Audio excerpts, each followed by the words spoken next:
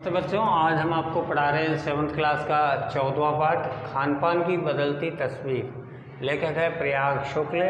आज हम इसका पार्ट फर्स्ट पढ़ा रहे हैं। बात कर लेते हैं शब्दार्थ की। शब्दार्थ में सबसे पहले हमने कुछ कठिन शब्द लिए हैं जिनके अर्थ हम आपको बता रहे हैं, बाकी के तो आप किताब में पढ़ सकते हैं। संस्कृति का मतलब जो चलन में हो या रीति नीति में हो। उपलब्ध का मतलब प्राप्त। ढाबा का मतलब खान पान का एक स्थान होता है, सड़क किनारे कुछ चीज़ें बेचने वाले होते हैं ना। अजनबी का मतलब अपरिचित। 2 मिनट्स नूडल्स। 2 मिनट नूडल्स का मतलब होता है जो 2 मिनट में बन जाती है, ऐसी सेवइयाँ होती है ना। आप नूडल्स वगैरह खाते ही हैं घर पे। ब्रेड का मतलब होता है डबल रोटी। मसलन का मतलब वो होता है उदाहरण के लिए।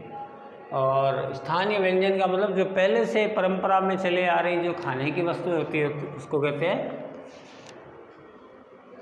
स्थानीय व्यंजन। हम जो ज़्यादातर चीज़ें खाते हैं ना वो हमारी संस्कृति में होती है, हम अमूमन खाते रहते हैं। पिछले 10-15 वर्षों में हमारी खान पान की संस्कृति में बहुत बड़ा बदलाव आया है। इडली, डोसा, सांभर, रसम, है ना। अब केवल दक्षिण भारत तक ही सीमित नहीं है। पुराने ज़माने में ये सब चीज़ें दक्षिण भारत में के लोग ज़्यादा खाते थे। ये उत्तर भारत में भी हर शहर में उपलब्ध है। और अब तो उत्तर भारत की ढाबा संस्कृति है जो हमारे क्षेत्र में ज़्यादा थी, वो भी पूरे देश में फैल गई है।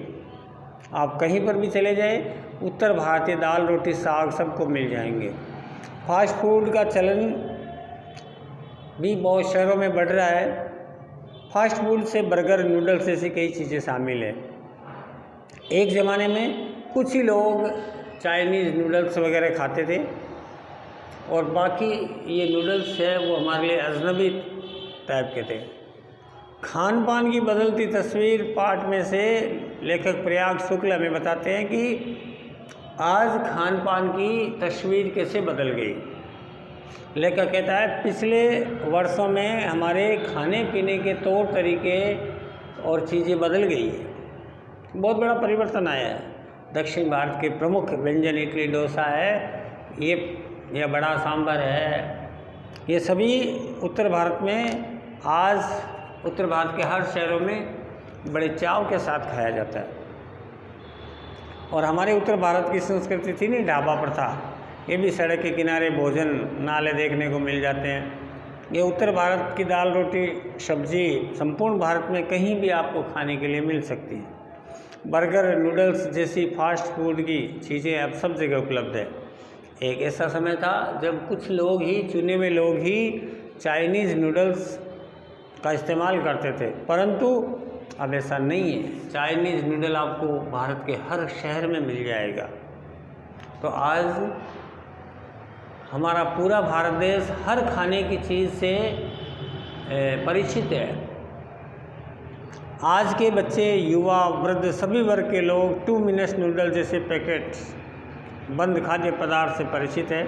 स्थानीय आधार पर विभिन्न प्रकार की नमकीन्स होती है, वो भी भारी मात्रा में उपलब्ध है। आलू के चिप्स के विज्ञापन घर घर आते हैं। गुजराती व्यंजन ढोकला और गांठिया देश के कई राज्यों में खाया जाता है। बंगाली मिठाइयाँ कौन नहीं जानता, इनकी घर घर में केवल चर्चा ही नहीं होती बल्कि भरपूर प्रयोग भी होता है। वह पहले से अधिक हर शहर में उपलब्ध है। अब तो ऐसा प्रचलन बढ़ गया है कि स्थानीय व्यंजनों के साथ साथ अन्य प्रदेशों के व्यंजन भी हमारे घरों में बनाए जाने लगे और प्रचुर मात्रा में दुकानों पर भी मिल जाते हैं। कुल मिलाकर मध्यम वर्ग की आबादी में भोजन की विविधता का बहुत ज़्यादा प्रभाव पड़ा है।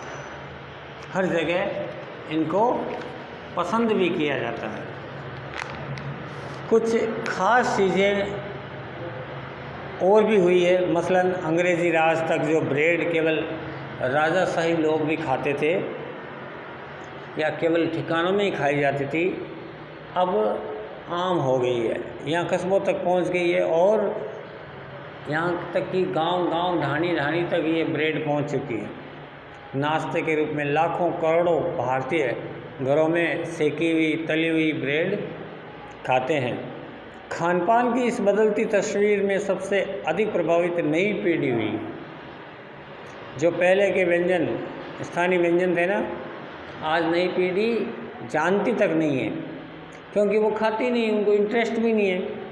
कई व्यंजनों के बारे में आज की पीढ़ी को पूछ भी लेना, आज जो दादी अपनी बचपन में जो चीज़ खाती थी वो अपनी यदि बात अपनी पोता या पोती को बताती है तो वो बड़े आश्चर्य करते हैं, ये क्या चीज़ होती है। स्थानीय व्यंजन भी अब कुछ घट करके कम हो गए और विदेशी चीज़ों का, विदेशी आइटमों का प्रचार प्रसार बहुत ज़्यादा हो गया। बम्बई की पाव भाजी और दिल्ली के छोले कुलचे की दुनिया पहले की तुलना में अब बहुत बढ़ गई है, पर स्थानीय व्यंजन की दुनिया में अभी भी छोटी है। लेकिन कहता है पहले अंग्रेज़ों के ज़माने में अफसर जो लोग होते थे, अफसर मानसिकता वाले लोग होते हैं, अफसर परिवार वाले लोग होते थे, वही ब्रेड का सेवन करते थे। इसका प्रयोग इन्हीं परिवारों में होता था। छोटे छोटे कस्बों तक ये नहीं पहुंची थी, लेकिन आज पहुंच चुकी है।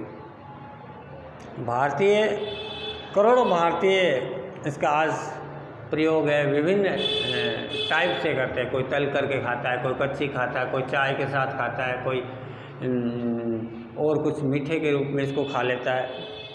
तो मुख्य खान पान की जो बदलती है तस्वीर, वो तौर तरीके हैं, वो बदल गए। सीधा सा यही है, विज्ञापन देखते हैं, टीवी में जो विज्ञापन आता है, रेडियो में जो विज्ञापन आते हैं, उनको देख देख करके हम नई नई चीज़ों का प्रयोग करना सीख गए हैं और आज हम इनके गुलाम बन चुके हैं। हाँ, बम्बई की पाव भाजी देख लो, दिल्ली के छोले कुलचे देख लो, इनकी मांग आज बहुत ज़्यादा बढ़ गई है। पुराने ज़माने में जब हम छोले वगैरह लाते थे बहुत सस्ते मिलते थे। जो जो मांग बढ़ेगी त्यों त्यों उत्पादन बढ़ेगा, उत्पादन बढ़ेगा तो समझ गए ना, भाव भी बढ़ेंगे।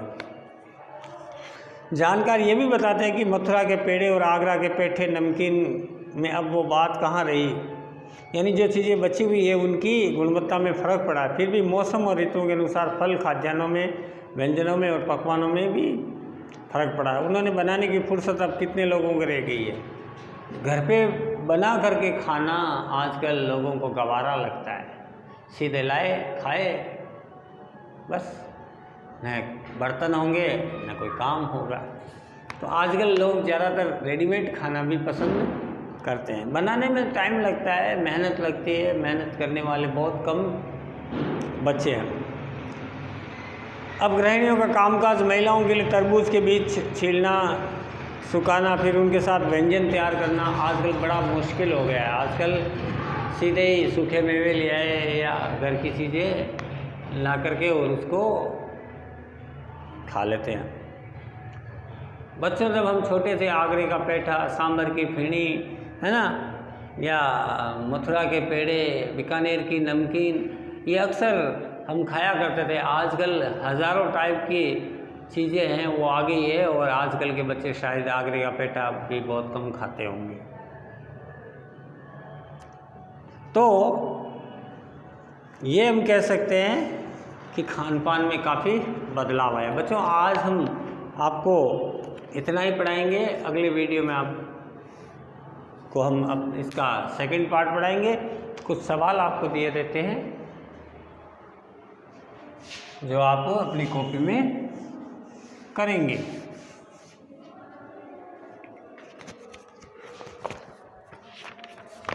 लिखिए पहला प्रश्न।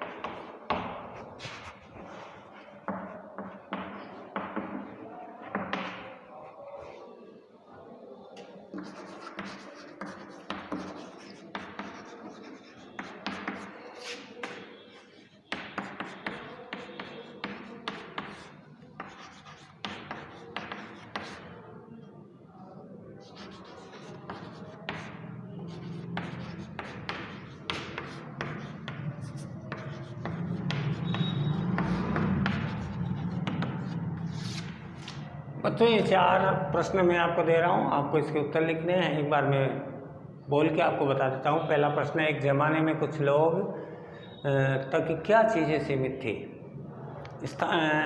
इडली, डोसा, सांभर, रसम, ये व्यंजन किस क्षेत्र के हैं, उनका नाम लिखना उस क्षेत्र का। तीसरा प्रश्न है, फास्ट फूड की श्रेणी में कौन कौन से चीज़ें आती हैं, उनके नाम लिखना है। और चौथा है, आपको कौन सा फास्ट फूड ज़्यादा पसंद है, उसका आपको नाम लिखना है। अगले वीडियो में फिर मिलेंगे, तब तक के लिए धन्यवाद।